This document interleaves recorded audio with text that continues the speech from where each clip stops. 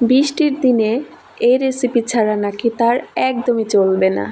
তো আমাকে বলতেছে আজকে আমাকে বড়া তৈরি করে দাও, তাহলে আমি রাতে ভাত খাবো। তো এই বড়াটা আমি কিভাবে তৈরি করি সেটাই আপনাদের সঙ্গে শেয়ার করব। প্রথমে আমি লাল মরিচ দিয়ে ঝাল করে একটা ভর্তা তৈরি করে নিয়েছি। তারপর বড়া তৈরি করার জন্য চাল কুমড়োর পাতা ভালোভাবে ধুয়ে পরিষ্কার করে নিয়েছি। চাল কুমড়ো পাতার মাঝখানে আমি ভর্তা দিয়েছি, তারপর চারপাশের পাতাটা ভেঙে তারপর বড়া তৈরি করে নিয়েছি। এই ঝাল করে ভর্তা দিয়ে বড়া কার কার পছন্দ কমেন্টস করতে পারেন।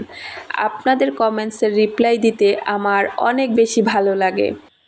আচ্ছা, বড়া তৈরি করার ক্ষেত্রে আপনারা যখন মরিচ, শুটকি, পেঁয়াজ, রসুন বেটে নেন, তারপরে কি হালকা একটু ভেজে নেন?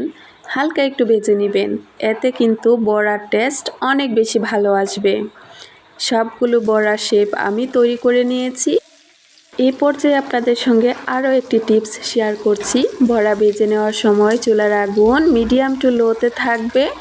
তারপর অল্প তেলে আপনারা বড়াগুলো ভেজে নেবেন। এক পিঠ বড়া ভেজে নেওয়ার পর আমি উল্টিয়ে দিয়েছি। এভাবে উল্টিয়ে পাল্টিয়ে সবগুলো বড়া মুচমুচে করে ভেজে নিয়েছি। গরম ভাত দিয়ে এই বড়া খেতে ভীষণ ভালো লাগে। আপনারা একবার ট্রাই করে দেখবেন, যদি ভালো লাগে কমেন্টস করে জানাবেন। বড়া দিয়ে ভাত খাওয়ার সময় ভাত একদম গরম ভাত নেবেন এবং সঙ্গে একটি লেবুর পিস নেবেন। লেবু দিয়ে বড়া দিয়ে গরম ভাত খেতে ভীষণ ভালো লাগে। আশা করছি আজকের ভিডিওটি আপনাদের কাছে ভীষণ ভালো লেগেছে।